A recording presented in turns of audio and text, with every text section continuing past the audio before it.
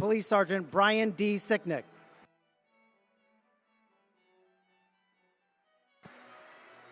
Aaron Smith, accepting on behalf of Metropolitan Police Department Officer Jeffrey L. Smith.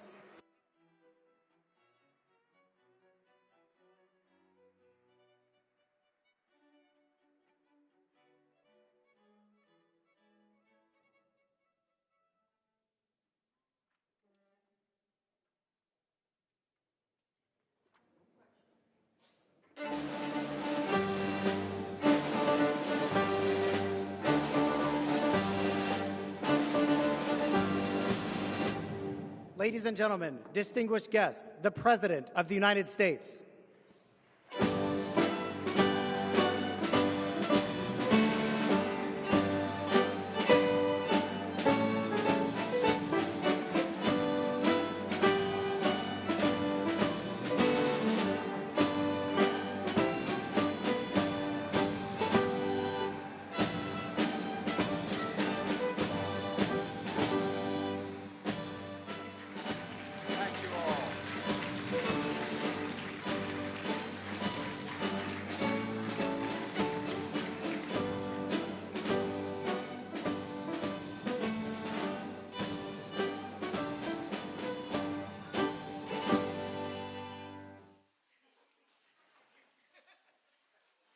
Thank you all very, very much. Hi. 2 years ago, on January the 6th, our democracy was attacked. There's no other way of saying it. The U.S. Capitol was breached, which had never happened before in the history of the United States of America, even during the Civil War. A violent mob of insurrectionists assaulted law enforcement, vandalized sacred halls, hunted down elected officials, all for the purpose of attempt to overthrow the will of the people and usurp the peaceful transfer of power. All of it was fueled by lies about the 2020 election. But on this day, 2 years ago, our democracy held because we, the people, as the Constitution refers to us, we, the people, did not flinch. We, the people, endured. We, the people, prevailed. And on this day of remembrance, joined by the Vice President and the Second Gentleman and all of you, we honor a remarkable group of Americans who embodied the best before, during, and after January the 6th, 2021. For the first time in my presidency, I'm bestowing the Presidential Citizens Medal, one of our nation's highest civilian honors. It recognizes, quote, citizens of the United States of America who have performed exemplary deeds of service for their country or their fellow citizens, end of quote. In a few moments, the full citation of their exemplary deeds will be read by a military aide. But this is who these people, these extraordinary Americans are. Heroic law enforcement officers. As Congressman Benny Thompson said, a man of immense character and honor himself eloquently said about these officers, he said, quote, you held the line that day, and what was on the line was our democracy, and history will remember your names. And history will remember your names. They'll remember your courage. They'll remember your bravery. They'll remember your extraordinary commitments to your fellow Americans. It's not hyperbole. That's a fact. That's a fact. And folks, history also going to remember your instincts to respond, to do something, as you did. And as we all watched, this is the irony of it all America watched it on television and saw it repeated and repeated. In the past months, we've heard you testify to the nation about what happened that day, what you were thinking of at the time it was happening, what you're thinking now. The threats, the violence, the savageness of what happened, the trauma, all real. And it's not exaggeration to say America owes you all. I really mean this. A debt of gratitude, one we can never fully repay unless we live up to what you did. Live up to what you did. And what you did was truly consequential. Not a joke. If I can halt for a second and just say to you, the impact, what happened on July the 6th had international repercussions beyond what I think any of you can fully understand. The first meeting I had of what they call the G7, the 7 leading economies in the world, democracies, I sat down. It was in February. It was in England. And I sat next to the President of France, across from the Chancellor from Germany, etc. And I said, America's back. You know what the response was? Not a joke. For how long? For how long? And I just sat there and looked, and I believe it was the Prime Minister of Italy who said, but I can't remember for certain which of the 6 said it. And what would you think, Mr. President, if tomorrow you woke up and you had a headline in the press saying that in the British Parliament, a mob had come down the hall, broken down the doors of the House of Commons. Police officers were killed or died. The place was vandalized in order to overthrow the election of a Speaker of the House, a Prime Minister's election. Think about it. Think about it. What would we think if we heard that news today? Any other leading democracy in the world went through this. So, folks, these people and the people representing those who couldn't be here because they gave their lives for this is incredibly consequential. And that's not political talk, that's historical fact. Officer Daniel Hodges, Metropolitan Police Department, Virginia National Guardsman, 8 years on the beat. His first time inside the Capitol was on January the 6th. Sprayed with poison, pinned and crushed, eye almost gouged out, but he didn't break. After it was over, he was asked what he'd been fighting for. This is a local guy, an ordinary American, and he gave a simple, straightforward answer. What were you fighting for? His spontaneous answer was democracy. That's what he knew he was fighting for. He wasn't a scholar. He wasn't a historian. He was a red-blooded American. He was fighting for democracy. Former Metropolitan Police Officer Michael Fanone. Become friends. I've come to know him more. 20 years in the job.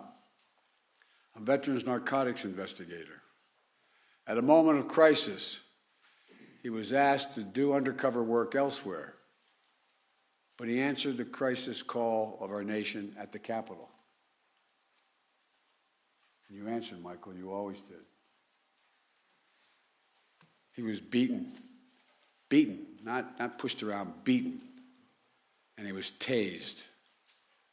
Called a traitor as the mob shouted, if you remember, kill him with his own gun, kill him with his own gun. But he defended our democracy with absolute courage.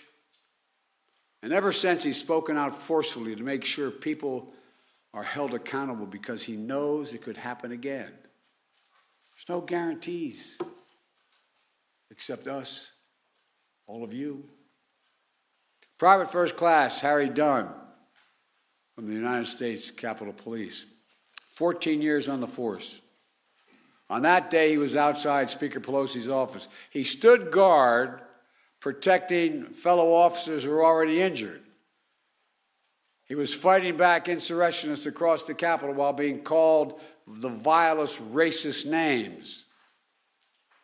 His own congressman, a true constitutional scholar, Jamie Raskin, who couldn't be here today as he recovers from cancer treatments, but he wanted me to say the following, and I wrote it down. Officer Harry Dunn acted with remarkable courage and valor to defend both our institutions and our people. Went on to say, generations to come will think of him and these officers and thank them for their service. End of quote. Officer Carol Edwards, 5 years on the force, U.S. Capitol Police, on the front lines of the mob's first surge. And she stood there. She said, and I hope I'm correctly quoting you, she said, it looked like a movie. It looked like a movie. Sometimes in crisis, things look surreal. It looked like a movie. Knocked unconscious with traumatic brain injury. She got back up to help hold the line. The granddaughter of 2 proud military veterans, she says it was her job to, quote, protect America's symbol of democracy, end of quote. That building. Sergeant Aquino, Aquinino. Thank you, pal. I'm glad you know your name.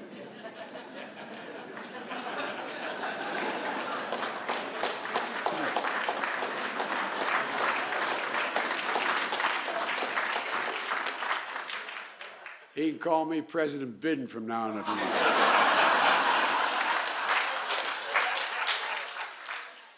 A proud immigrant from the Dominican Republic, 16 years in the force. Like my son, an Iraqi war veteran with the United States military, the United States Army, who described January 6th as something from a medieval battle, trying to keep insurrectionists from entering the tunnel entrance on the lower West Terrace as he got punched, blinded with a laser, speared with an American flagpole with the American flag on it, the flag he swore to defend. He stood tall in the breach with a deep and abiding love demonstrated for his country. Officer Eugene Goodman, an Army veteran who put himself at risk as a rifle squad leader, conducting combat patrols to identify explosives in Baghdad. He came home. He came home to guard the U.S. Capitol for the last 15 years. On January 6th, he risked his own safety to distract a charging group of insurrectionists. He said his duty is to serve and protect. And he said that day, he was just doing part of it. He was protecting. And he did. He protected. To all of you, I know this honor is bittersweet. On that day, more than 140 law enforcement officials suffered physical injuries. And untold numbers are suffering from psychological toll of that day as well. PSD doesn't only occur in a military battlefield. Others are gone forever.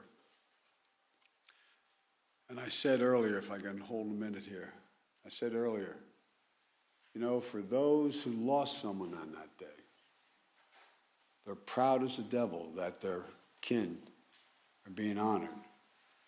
But boy, is it hard. I know how proud I am when my son Bo is honored on the anniversary of his death as a consequence of burn pits in Iraq. But it brings everything back like it happened that moment.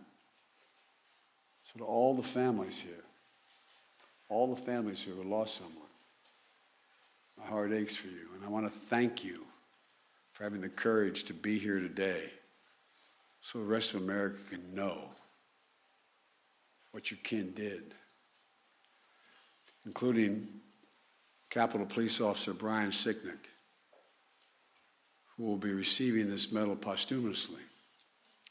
A veteran of the New Jersey Air National Guard, 13 years in the Capitol Police Force as an officer. He lost his life after protecting the citadel of democracy. We're joined by his family today, whom my wife Jill and I met when we paid our respects at the Capitol Rotunda 2 years ago. I know you're proud of the honor being bestowed on Brian, but I also know this difficult moment because it brings back everything as if it happened this very day. But thank you for being here. And thank you for letting us remember Brian. Thank you. Capitol Police Officer Howard Liebengood was was receiving this medal posthumously. Howard's dad was a good friend of mine. I served with his dad. His dad was Sergeant at Arms in the United States Senate, Chief of Staff for Republican senators.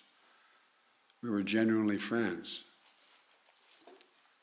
Officer Liebengood patrolled the grounds outside the Senate office building on January 6th.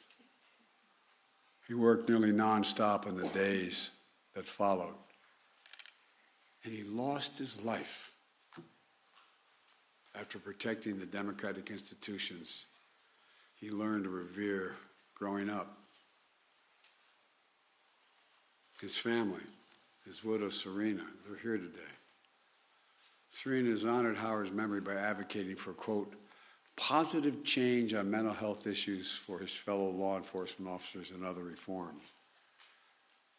Help them cope with the crises they encounter. Metropolitan Police Officer, Department Officer Jeffrey Smith will be receiving this medal posthumously as well. He was part of the first line of officers who entered when the Capitol was breached, assaulted many times, the last time with a metal pipe. After his death,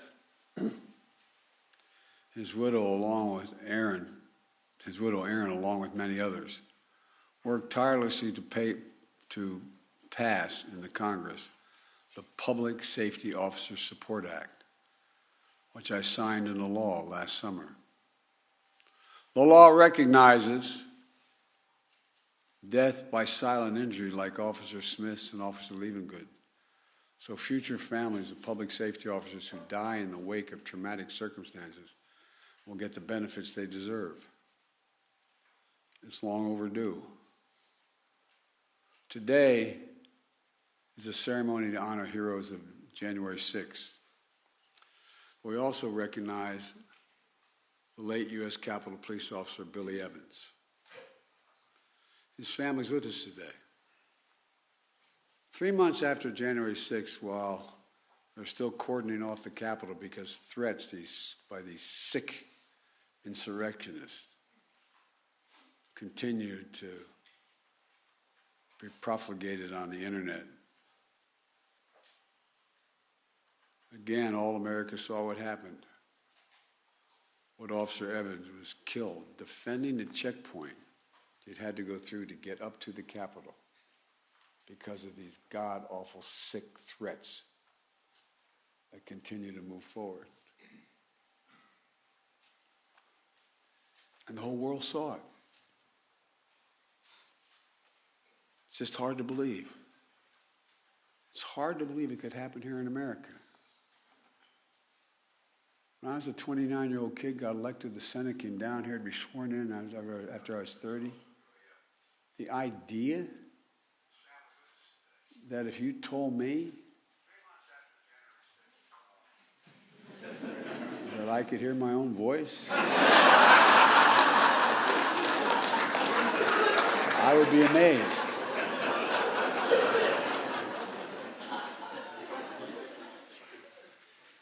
But all kidding aside, think about it. Think about this. Jill and I also met the family at the Rotunda to pay our respects, and I was honored to sign into law a bill awarding the Congressional Medal, Gold Medal, to those who protect the Capitol on January 6th and to honor Officers Sicknick, Evans, Liebengood, Smith for their sacrifices. These officers are the best among us. And we're also honored to be joined by many other members of the various law enforcement agencies here today. And who were here on that January 6th. We thank all of them as well. I want to thank you all for your service, your strength, your courage, and it's a corny thing to say, but your patriotism. Joining these law enforcement officers honorees are 5 other public servants, Ruby Freeman and her daughter, Shay Moss. Where are you guys? Sitting up there, you're right in the middle.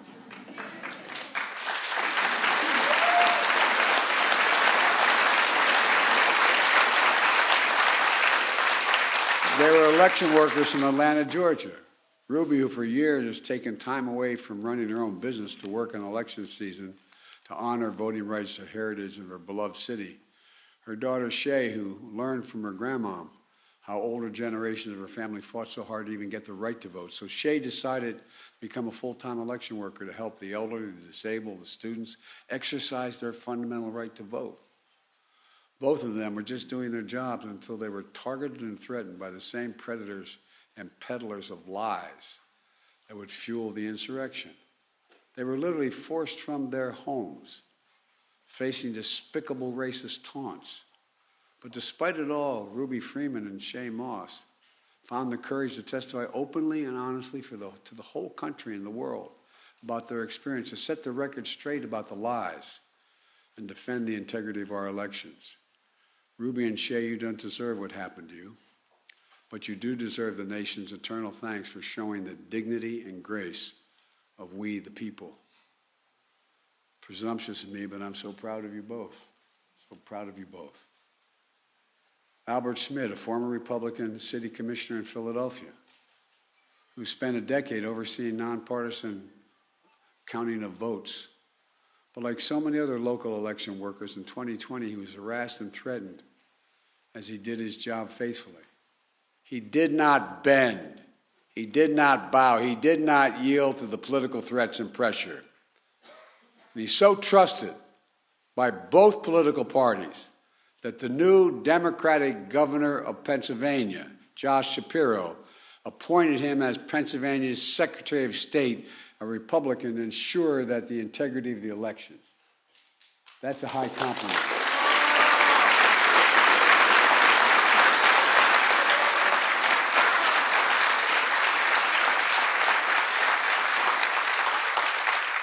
His character and his commitment speak volumes of we, the people. That's what we also see in Jocelyn Benson, twice elected Michigan Secretary of State to protect the sacred right to vote and have that vote counted fairly. That's what she did in 2020 when she oversaw a record number of Michiganders turn out to vote in that election, only to find an armed mob outside of her home on Christmas Eve when she and her son were decorating their Christmas tree inside. But she refused to back down. She'd done her duty. She'd kept her oath. Full of integrity, she is a true leader in our nation. And thank you for what you've done. I mean it.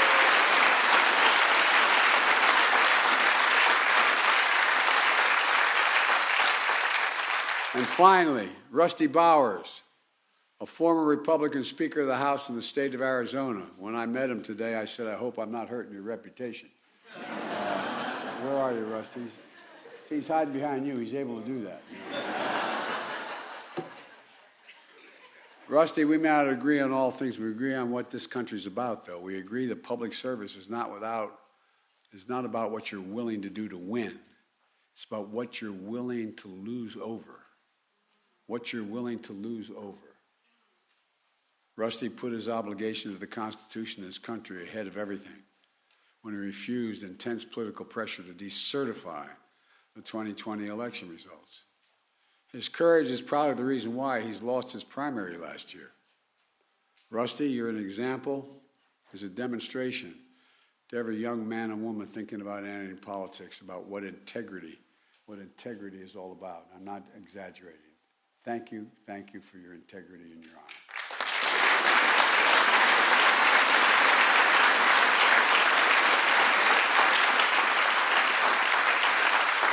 So folks, my fellow Americans, I want you to give one round of applause again for today's recipients of the Presidential Citizens Medal, patriots who have performed exemplary deeds in the service of this great nation. And let me close with this.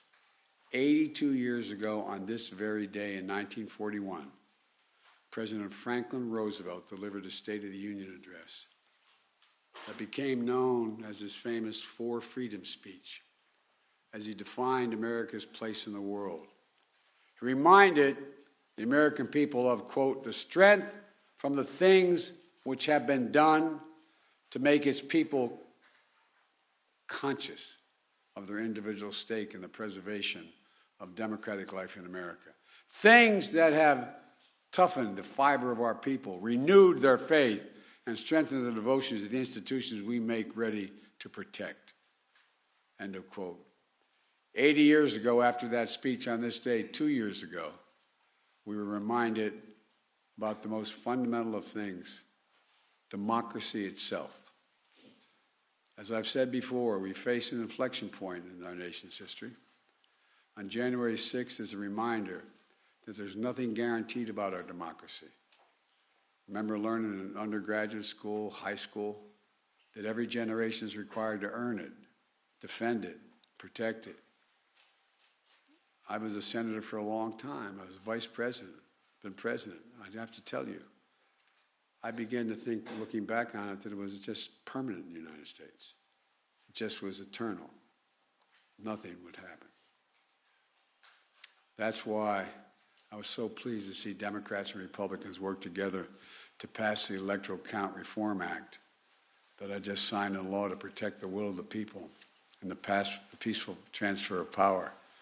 And defending and protecting our democracy also means that despite our differences of opinion, we must say clearly, with a united voice, that there's no place, none, zero place in America for voter intimidation, zero, never, and political violence. They're completely contrary to the notion of democracy. You know, America is a land of laws and not chaos, a nation of peace and not violence. We're not a land of kings and dictators, autocrats and extremists. As we see in today's honorees, we're a nation of we the people that toughen our fiber, renew our faith, and strengthen our cause. Just remember who in God's name we are. We're the United States of America. Not a joke. We're the United States of America. And there is nothing. There has never been a single thing we've set our mind to that we've been failed to accomplish. There's nothing beyond our capacity if we act together. Remember who in God's name we are. So God bless you all, and may God protect our troops, and may God protect those who stand watch over our democracy. I now have the opportunity and the great honor to award the medals to these incredible individuals and their representatives. Lieutenant Commander Shields, would you come and please read the citations?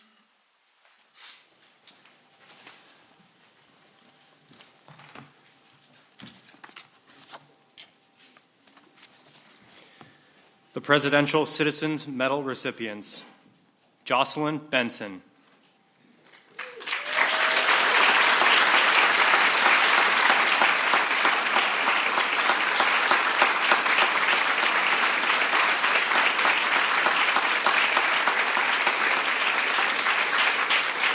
Jocelyn Benson was elected twice by the people of Michigan as their Secretary of State, where she continues her steadfast commitment to protect the right to vote and the integrity of our elections in the state of Michigan.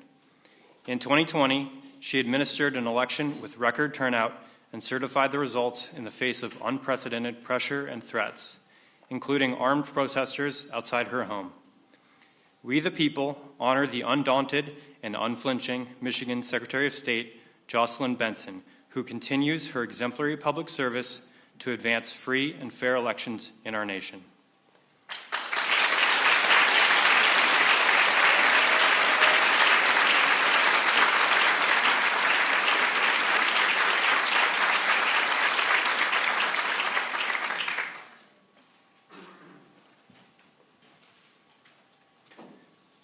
Russell Bowers.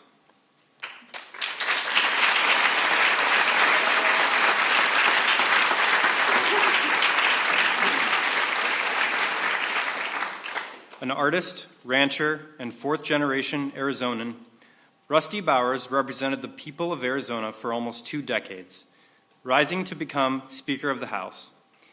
In a dire hour of our democracy, he put country before party by refusing attempts to decertify the 2020 election and overturn the will of the people. He endured menacing protests, including at his home, and eventually lost an election because of his courageous actions. We the people honor Rusty Bowers, a public servant guided by a deep faith and unbreakable oath to God, family, and country.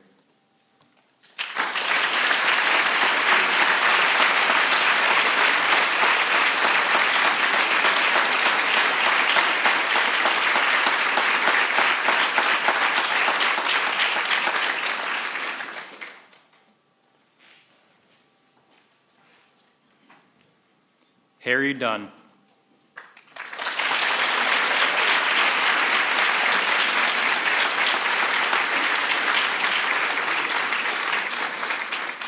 A champion college football lineman, Harry Dunn has put his protective instincts to a higher purpose as a U.S. Capitol Police officer. On January 6, 2021, he rushed to protect injured fellow officers fighting back insurrectionists.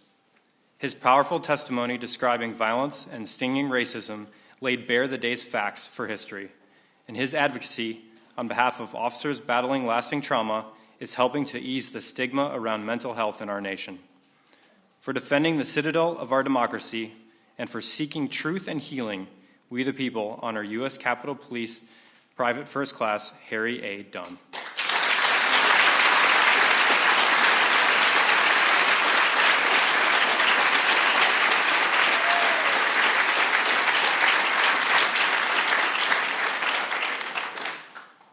Caroline Edwards.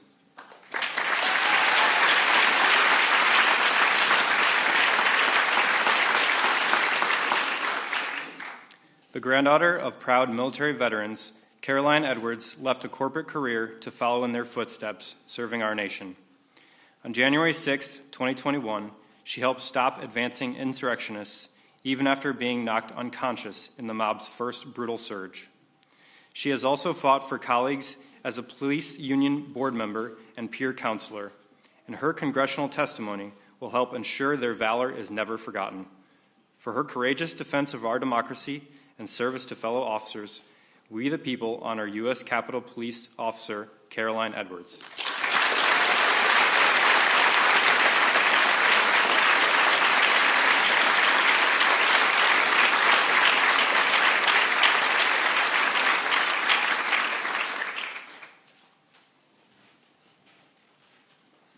Michael Fanone.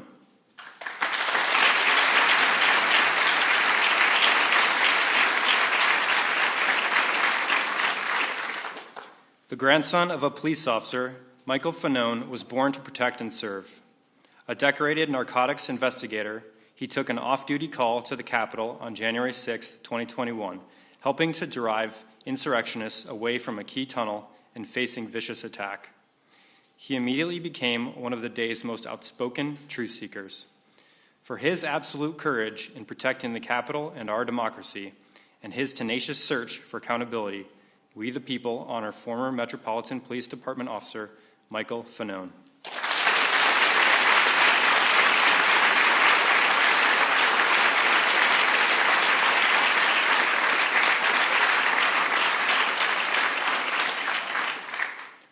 Ruby Freeman.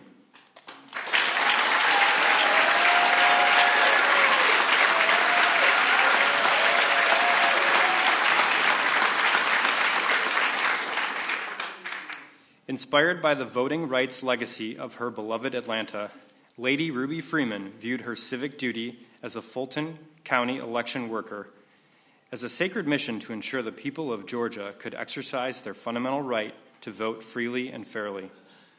In the 2020 election, she upheld that sacred mission despite an orchestrated campaign to overturn the election and that targeted and threatened her and her family. To the nation, she bore witness of the trauma and tragedy of that experience, and today, we the people honor Lady Ruby Freeman as part of our nation's voting rights history.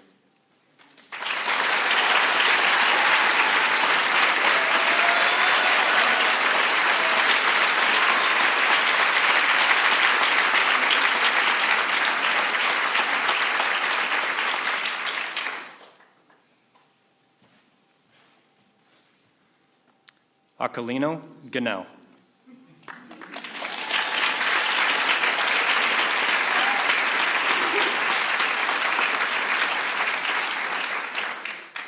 As a child, Aquilina Ganell immigrated to America from the Dominican Republic.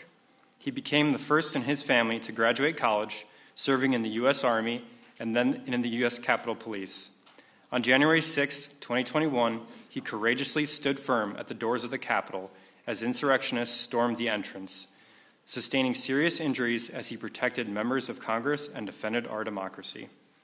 He later testified publicly to ensure our nation and history never forget. For patriotism that puts love of country before self, we the people honor U.S. Capitol Police Sergeant Aquilino A. Ganell.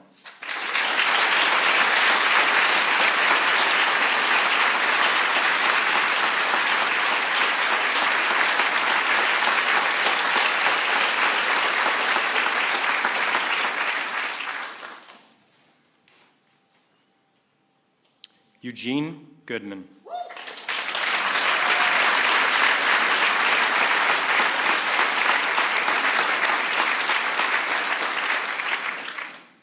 An Army combat veteran and a U.S. Capitol Police officer, Eugene Goodman embodies fearless public service. In the breach on January 6, 2021, he made himself a target to divert insurrectionists away from the Senate chamber, enabling the former vice president, lawmakers, and staff to escape safely. In the face of a clear and present danger, he did his duty and he did not flinch. For his valor and for ensuring the constitutional order, we the people honor U.S. Capitol Police Officer Eugene Goodman.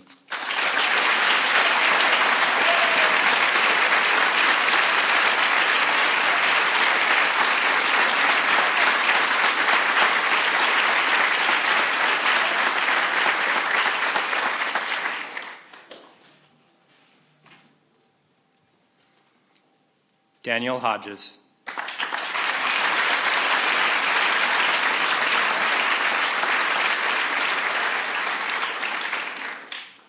A Virginia National Guardsman and Metropolitan Police Department officer, Daniel Hodges has dedicated his life to serving his community and our nation. On January 6, 2021, he fought to push surging insurrectionists away from a key tunnel into the Capitol, returning to the line even after being brutally crushed and beaten. His courageous testimony will help ensure that we never forget or let such an attack happen again. For his heroism and unwavering commitment to the truth, we the people honor Metropolitan Police Department Officer Daniel Hodges.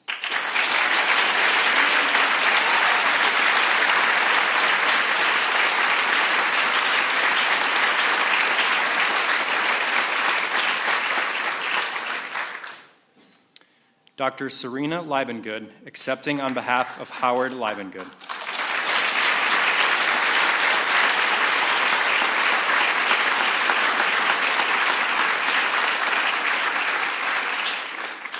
The proud son of a U.S. Senate Sergeant-at-Arms, Howard Liebengood left a career as a champion race car driver to follow in his late father's footsteps, protecting the democratic institutions they both revered. He died after battling insurrectionists at the Capitol and staying on to restore security in the crucial days after January 6th. His painful loss helped change the law to better honor the unimaginable sacrifice that too many officers and their families face. For his deep dedication and selfless service, we the people honor U.S. Capitol Police Officer Howard C. Liebengood.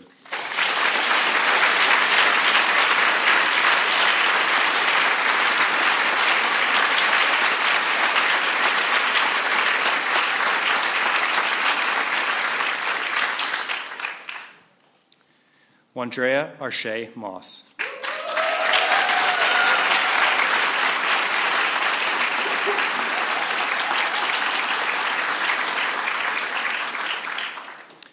Inspired by the stories her mother told her about the movement for voting rights in America, Shay Moss pursued a career as an election worker in Fulton County, Georgia. Because of her dedicated service, she faced death threats, harassment, and intimidation by those seeking to overturn the outcome of the 2020 election. She would later testify to the nation about her pain and resolve. Today, we the people honor Shay Moss for helping to ensure the American people have a voice in the destiny of our nation.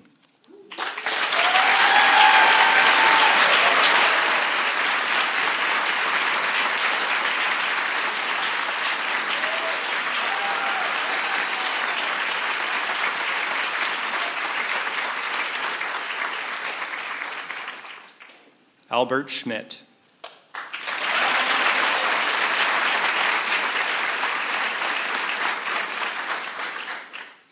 A former federal civil servant and the city commissioner of Philadelphia, Albert Schmidt has spent his career on the unsung yet necessary task of making democracy work for the people. In the 2020 election, despite intense political pressure, he did what he had always done, ensured the integrity of the election, and faithfully oversaw the nonpartisan counting of the ballots. We, the people, honor Albert Schmidt for his clarity of purpose to protect every American's sacred right to vote and to have that vote counted.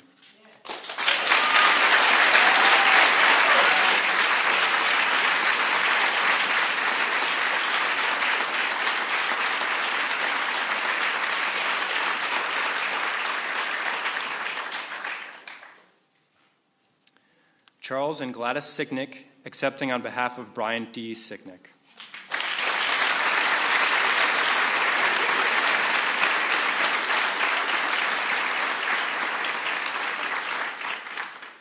A New Jersey Air National Guardsman who served 2 tours overseas, Brian Sicknick was a U.S. Capitol Police officer devoted to serving our nation. For over a decade, he guarded the Capitol, including on January 6, 2021. He lost his life protecting our elected representatives, upholding the will of the American people, and defending our Constitution. His heroism, courage, and character set an example for generations of Americans to come and will never be forgotten. For his service and his ultimate sacrifice, we the people honor U.S. Capitol Police Officer Brian D. Sicknick.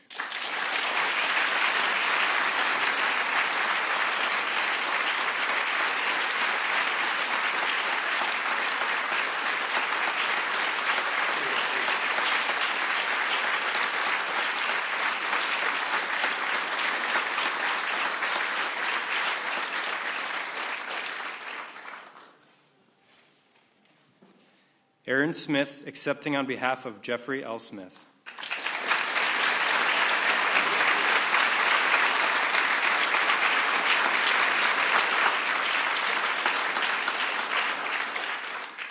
A 12-year veteran of the Metropolitan Police Department, Officer Jeffrey Smith dedicated his life to public service.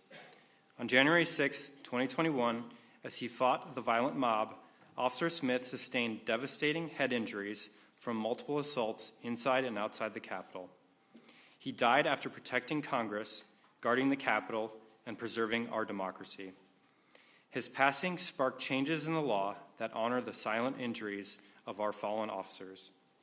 For his extraordinary heroism, pure courage, and unwavering devotion to the nation, we the people honor Metropolitan Police Department Officer Jeffrey L. Smith.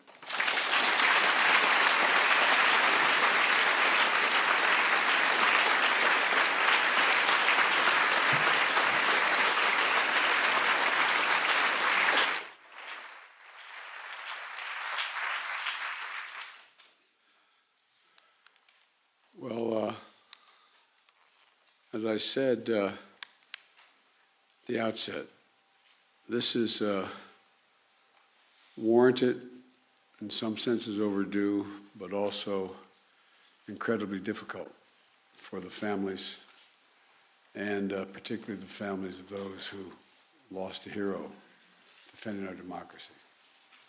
And, but I tell you, people who will go through, unfortunately, similar losses are going to look at y'all and say, that's the grace and dignity that I want to display. So really, thank you. Thank you, thank you, thank you. I want to thank you again for your service and sacrifice, and may God bless your families. May God protect our troops. Thank you all very much.